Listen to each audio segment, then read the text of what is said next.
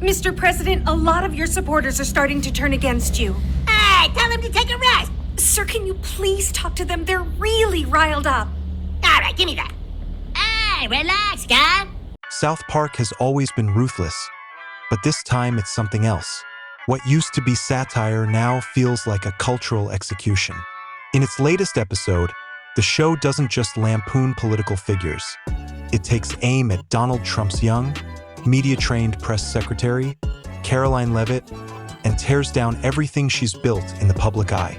For years, Leavitt's brand was defined by her discipline. Polished, sharp, and unshakable under pressure, she was the smiling face of an administration fueled by chaos. South Park took that composure and twisted it into a horror show. Her calm professionalism became robotic detachment. Her poise turned into something mechanical and eerie. What was once her greatest strength became the punchline of one of the show's harshest portrayals yet. The episode envisions Washington as a literal wasteland. Lights flickering, agencies collapsing, chaos spreading. While Caroline stands perfectly composed behind the press podium, she beams as everything around her burns, her teleprompter engulfed in flames. Each time the president makes an apocalyptic announcement, she applauds. It's grotesque, absurd, and unmistakably South Park. Hilarious and horrifying at once. What makes the parody hit harder than usual is that it doesn't feel far-fetched. The show barely exaggerates what critics have said about her for years, that she's robotic, fiercely loyal, and never breaks from the script. South Park simply cranked the volume to its maximum and let the results speak for itself. The satire that doesn't feel like satire at all. This wasn't an isolated jab. South Park's 27th season has evolved into something closer to a political demolition project. Every episode feels like a deliberate strike, targeting figures who maintain or enable dysfunction within systems of power. It's not just randomness, it's a running hit list. One by one, the show dismantles the people behind the curtain, the faces that keep the machine running.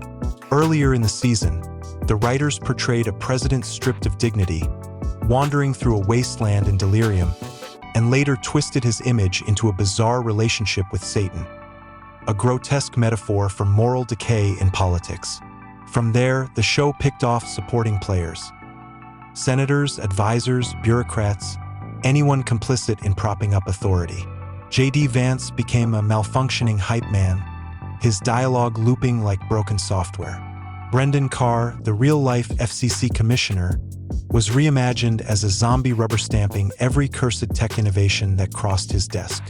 Kristi Noem appeared as a frozen-faced outlaw in a surreal Western nightmare, a dark exaggeration of her reputation for cruelty and control. By the time Caroline Leavitt entered the story, it was clear the show had found its rhythm. Not just attacking leaders, but dismantling the entire ecosystem that surrounds them. The message was sharp: chaos doesn't sustain itself alone. It requires loyal enablers, polished communicators, and people who turn dysfunction into a press release. Leavitt's inclusion wasn't random. She represents something uniquely modern, the next generation spokesperson trained to master both political optics and social media virality. At only 26, she became one of the youngest White House press secretaries in history. She's articulate, camera-ready, and strategically combative. Admirers see her as confident and in control. Critics see her as scripted, overly polished, and resistant to facts. Her approach to media has made her both admired and infamous. Supporters describe her as disciplined and unshakable. Journalists often note how she deflects questions and refuses to concede even small corrections, turning every exchange into a debate rather than a dialogue. For conservative outlets, she's a rising star, evidence of composure in a volatile environment. For liberal commentators, she's a living embodiment of political theater, someone who prioritizes image management over honesty. That combination made her perfect material for South Park. The show thrives on exaggerating real quirks until they become surreal. A young, media-savvy spokesperson with robotic delivery and total loyalty to power, it's practically made for animation. But what separates this episode from previous caricatures is how the writers transformed her traits into symbols of something much larger: the fusion of politics, branding, and emotional detachment. Rather than mocking one individual, the episode uses her to explore the culture of performative politics, where presentation outweighs substance and emotion is treated like a liability. In the animated world, Caroline doesn't crack, even as the institutions around her collapse. She keeps smiling, keeps delivering lines of reassurance while the country metaphorically and literally burns. It's absurd, but painfully recognizable to anyone who's ever watched a press briefing designed to downplay disaster. That's what makes this episode different. It's not simply funny, it's surgical. It cuts deep into how political messaging works today, how the role of the press secretary has become less about transparency and more about narrative control.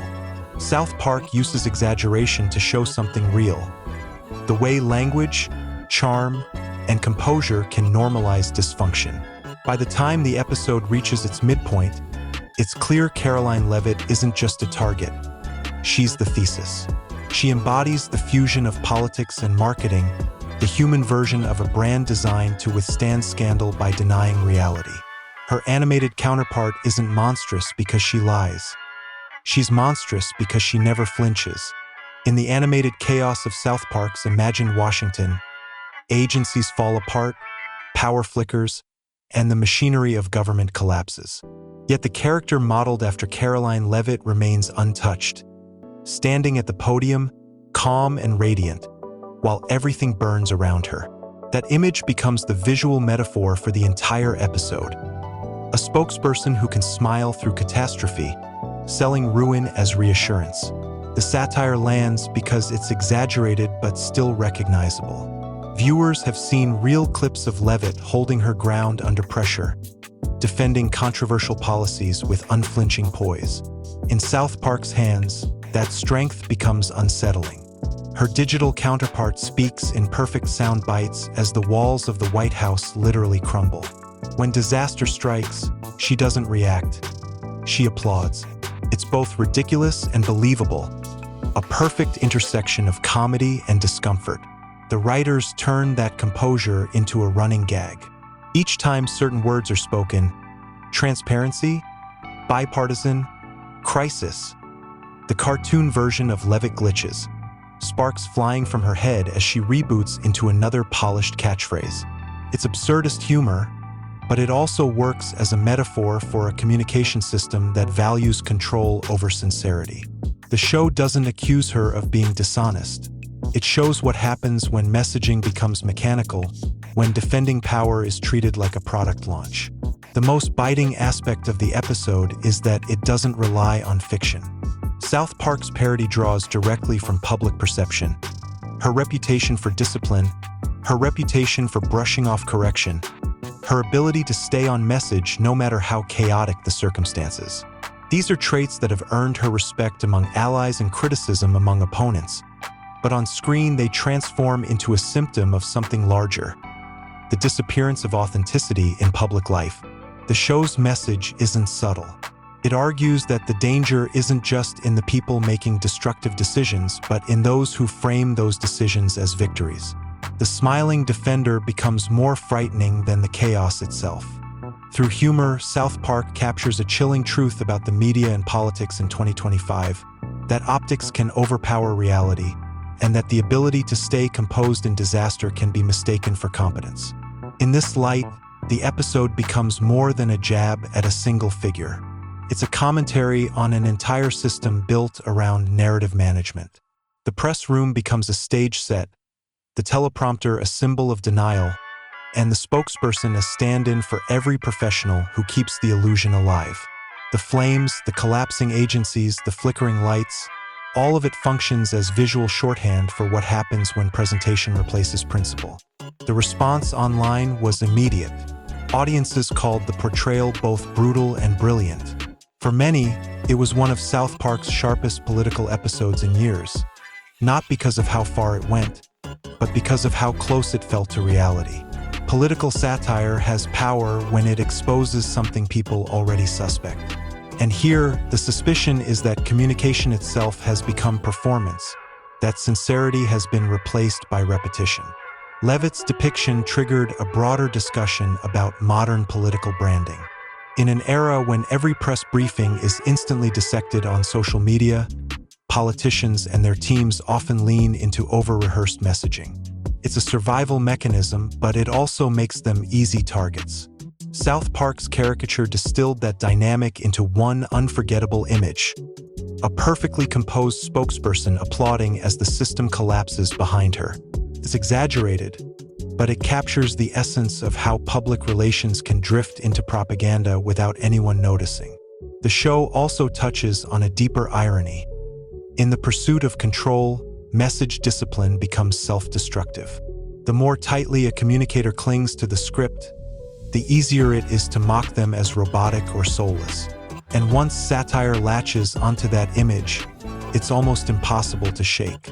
Pop culture remembers the caricature, not the clarification.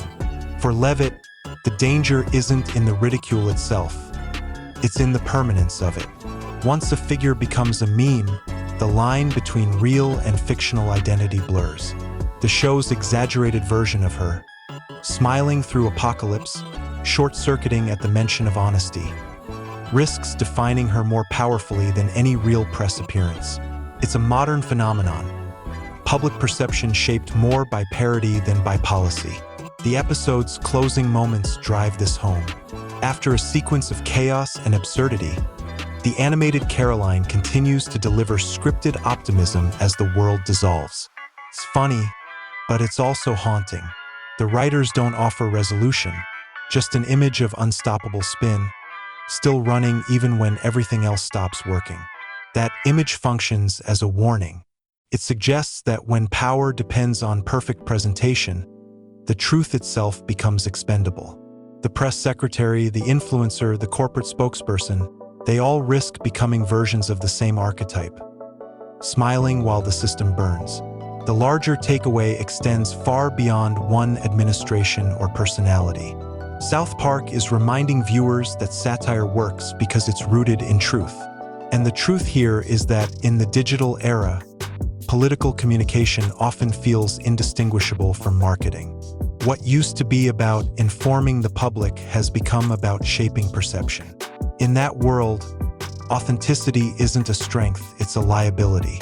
That's why this episode resonates. It's not just another parody. It's a reflection of how we consume information and how easily repetition can replace reality. The character modeled after Caroline Leavitt is unsettling not because she's evil, but because she's efficient, because she represents a system that has learned to smile through collapse. In the end, South Park's portrayal functions as both a critique and a prophecy. It shows that the machinery of public messaging can become so polished that it detaches from truth entirely. The laugh that follows is uneasy, the kind that lingers after the joke, because somewhere beneath the absurdity, it feels like it's already happening.